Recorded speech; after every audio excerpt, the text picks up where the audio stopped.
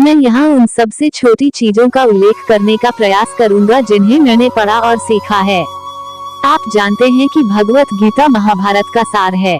यदि कुरुक्षेत्र के युद्ध के मैदान में प्रवेश करने पर अर्जुन इस धारणा के साथ त्रासदी में जाता है कि वह अपने गुरुओं, दादाओं और कई अन्य लोगों को मार डालेगा, सच्चा व्यक्ति अपने स्वभाव आत्मा को कैसे जान सकता है और कभी भी खुशी से रह सकता है? सिर को तोड़े बिना आप में मानसिक शक्ति कैसे हो सकती है? जीवन का सार क्या है? यह शरीर, यह जन्म का अंतर, यह मृत्यु, यह कर्मफल। भक्ति, ज्ञान, सांख्य, कर्म योग जैसे माध्यमिटो इस तरह की व्याख्या करते हुए उन्होंने हमारे तत्काल कर्तव्य को स्पष्ट और स्पष्ट कर दिया। सदाचार हमें बताता है कि हमें क्या करना चाहिए।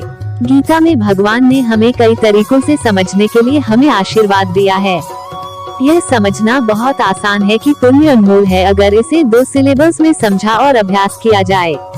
भगवद गीता कई बातें कहती है। यद्यपि ये कोकोला से प्रेरित है, अधिकांश भाग के लिए यह कर्म के सिद्धांत का प्रस्ताव करता है।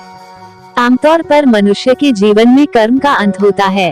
अगर मुझे भगवद गीता के माध्यम से अपने चित्त प्रधान के साथ कर्म सिद्धि को कहना है, मनुष्य किसी कर्म या कर्मकांड को करने के लिए पैदा नहीं हुआ है, लेकिन जन्म का कारण पिछले जन्मों के संस्कार हैं।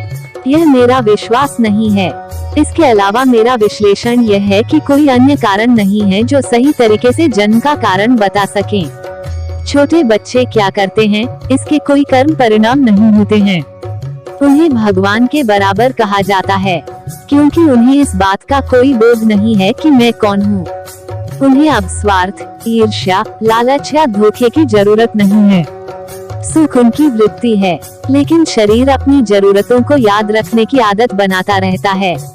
जैसे जैसे वो बड़ा होता है, यह समाज उसे यह एहसास दिलाता है कि बस मैं, यह शरीर है। सूजन और बढ़ जाती है। इस समझ से हम जो भी कर्म करते हैं वो कर्म का परिणाम होता है और हमारे मन में बुराई डालता है। परिणाम का अनुभव और भुगतान किया जाना चाहिए। भगवद गीता होने की भावना को कम करती है।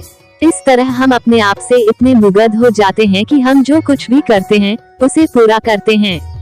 यदि परिणाम अपेक्षित आया तो हम आनंद लेंगे, अन्यथा दर्द, लेकिन दोनों सुख परस्पर जुड़े हुए हैं।